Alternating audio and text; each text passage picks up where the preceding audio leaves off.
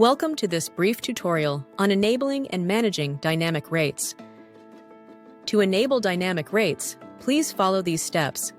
Begin by navigating to the Settings option, where you will find the Revenue Management option. Upon clicking this, you will be redirected to a page where you can select the mode of update you want to use. In this case, we need to select Room Level, as dynamic pricing manages rates at the individual room level. Click Enable under Room Level. Then confirm your selection by clicking on Yes. You will then be redirected to a page where you can assign seasons to specific date ranges. Select the date range, assign the seasons, and save your changes.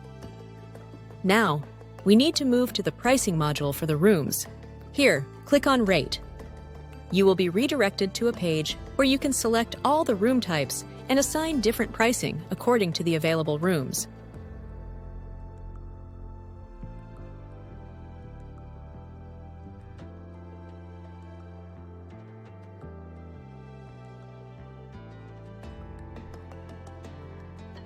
Finally, when all the rates are updated for the selected seasons, click Save. Congratulations! You have now set the dynamic rates for your property.